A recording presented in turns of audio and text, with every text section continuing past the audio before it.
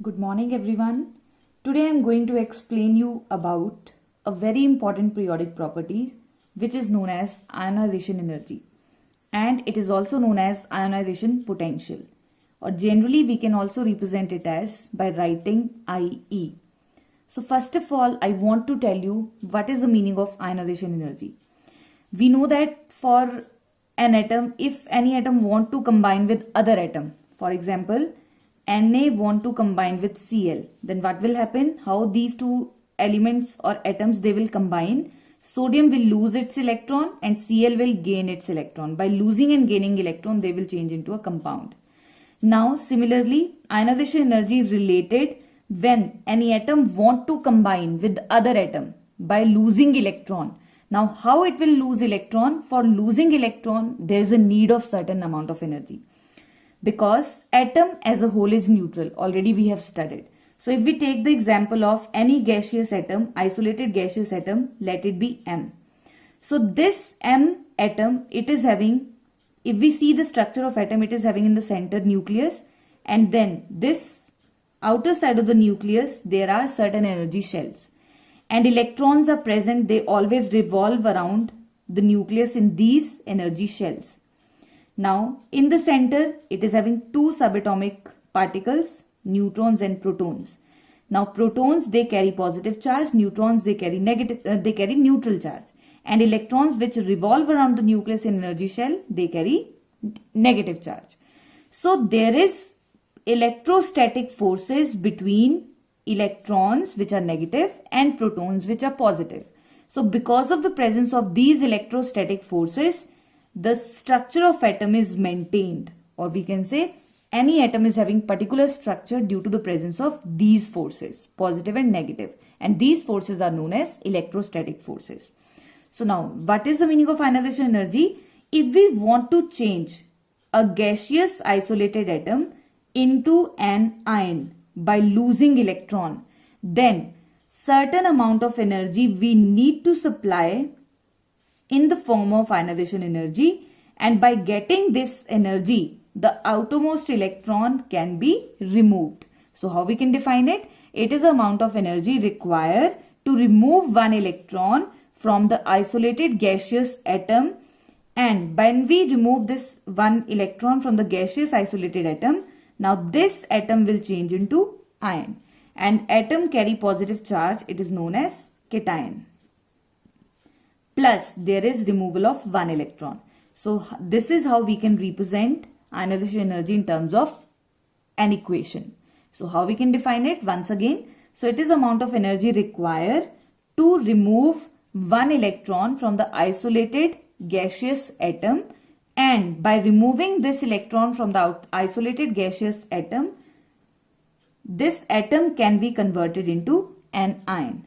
So for changing an atom into an ion, there is requirement of energy on its own. It is not going to lose its electron. So there is requirement of energy, and that amount of energy is known as ionization energy. As we know that it is a form of energy, so the units of ionization energy, they are similar to that of energy. So how we can represent, how we can express ionization energy? Ionization energy can be measured in units called electron volt per atom, or the SI unit for ionization energy, SI units for ionization energy are kilojoule per mole. So these are the important units we need to remember. Now, second is, what are the various factors on which ionization energy depends? So there are two factors on which ionization energy depends. First factor we have atomic size, and the second factor is, which is very important, called nuclear charge. Now you have to remember, I am giving you one trick by which, or you can say simplified form, I am going to give you one expression by which you can remember. Atomic size, it is inversely proportional to ionization energy, and nuclear charge is directly proportional to ionization energy. So first of all, we are going to discuss about atomic size. So when we consider atomic size is directly proportional to number of shells. So I am going to give you two examples so that you can understand it easily. So first of all, I'm taking the example of lithium, and second, I'm taking the example of sodium. In case of lithium, atomic number is 3. In case of sodium, atomic number is 11. So in case of lithium, there are how many shells? Only 2 shells. In case of sodium, there are 3 shells. So when 2 shells are there in lithium, so the electron will experience more amount of forces, electrostatic forces, because this electron is nearer to the nucleus. On the other hand, in case of sodium, outermost electron will experience lesser amount of electrostatic forces because it is far away from the nucleus, as 3 number of shells are there.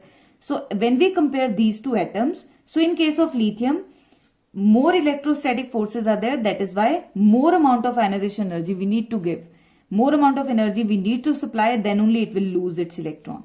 On the other hand, when we talk about sodium, as it is having 3 number of shells, so it is far from the nucleus. So to remove this electron, lesser amount of ionization energy is required. So thus we can say that as atomic size will increase, ionization energy will decrease. Or we can say that the size of the atom will increase, ionization energy will decrease. Now the second factor which I am going to tell you, it is nuclear charge. So nuclear charge is directly proportional to force of attraction. So more will be the nuclear charge, more will be the force of attraction. And if force of attraction between electron and nucleus, if it will be more, then more amount of energy I need to supply, then only one electron from the outermost shell can be removed due to more or greater forces. So in this case, if we consider the example of one I am taking lithium and other one I am taking fluorine. So in case of lithium, atomic number is 3, number of shells are 2. Fluorine, atomic number is 9, number of shells are 2 again. So outermost shell is having 7 electron. Here outermost shell is having 1 electron.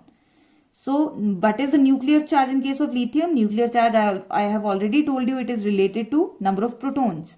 So number of protons in case of lithium, there are 3. So nuclear charge is plus 3. Number of proton in case of fluorine, 9. So that is why the nuclear charge is plus 9. So more nuclear charge in case of fluorine. So electrons, they will experience more attractive forces, because in these two examples, the number of shells are same. So the nuclear charge factor will dominate over number of shells. So we can say that nuclear charge is more, attraction forces between the electrons and nucleus will be more. So to remove one electron from the outermost shell, now it will be difficult. More amount of force, more amount of energy we need to give in the form of ionization energy, or more amount of energy is required to remove this electron. On the other hand, if we talk about lithium, then in case of lithium, nuclear charge is less, outermost electron will experience less forces, so easily we can remove this electron from the outermost shell. So nuclear charge will be more, ionization energy will be more. Atomic size, if it will be larger in size, and any atom will be larger in size, number of shells will be more, ionization energy will be less. So now second, I want to tell you, which is very important, what is the trend of ionization energy in a period or in a group. So what will be the trend of ionization energy in a period or in a group? So first of all, I am going to tell you about what will be the trend in a group. So when we consider an example of a group, always remember, it is necessary to remember or learn one example of any group. So it is not necessary that you have to learn all the elements present in that group. Any 3-4 elements you can remember or you can learn. So let us take the example of elements of first group, lithium, sodium, and the third element is potassium. Lithium, sodium and potassium.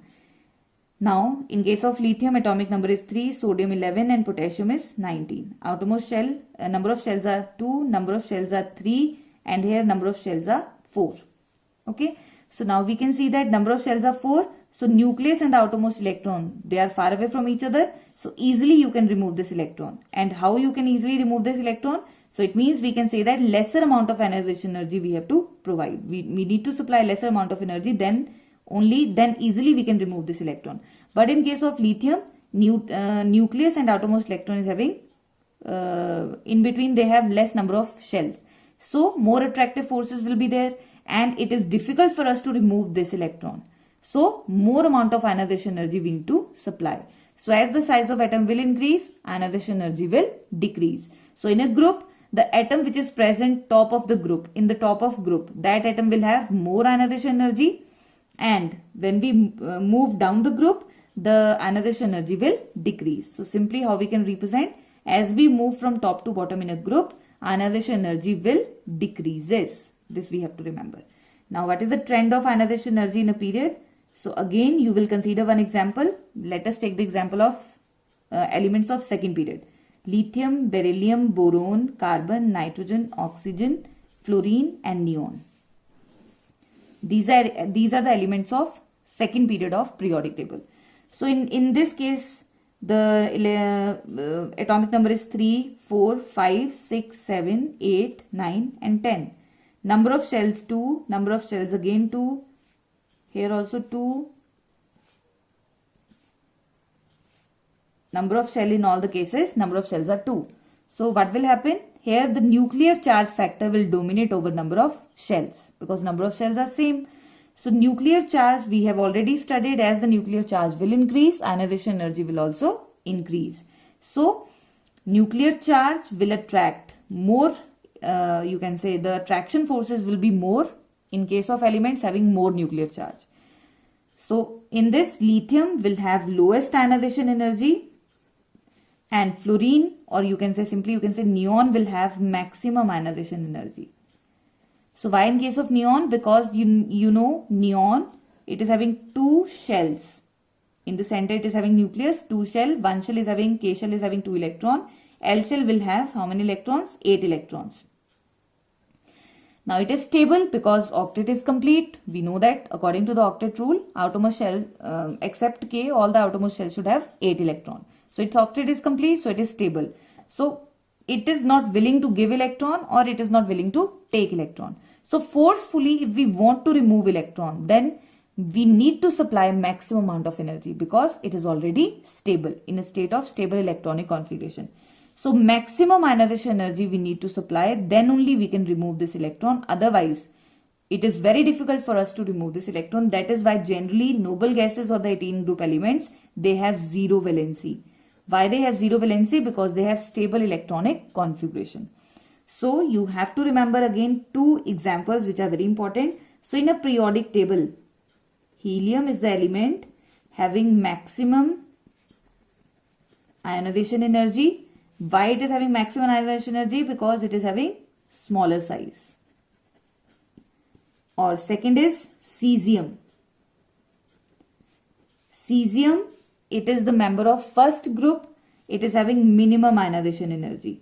Why it is having minimum ionization energy? Because it is having larger size. So large will be the size, lesser will be the attractive forces, and lesser will be the attractive forces, small amount of energy we need to supply, then only we can remove, easily we can remove electron. But in case of small size, electrostatic forces will be more and we need to supply maximum amount of energy, then only we can remove that electron. So this is how we can explain ionization energy. What are the units? I have already explained, and then I have told you about the factors on which ionization energy depends, and then I have told you what is the trend of ionization energy in a group or in a period. So you can see in your book it is given that you have to consider 2 exceptions. Exceptions are there in case of elements of group 2 and elements of group 15. So other than these 2 groups, you have to remember the way I have told you. Hope you understood my lecture. Thank you so much.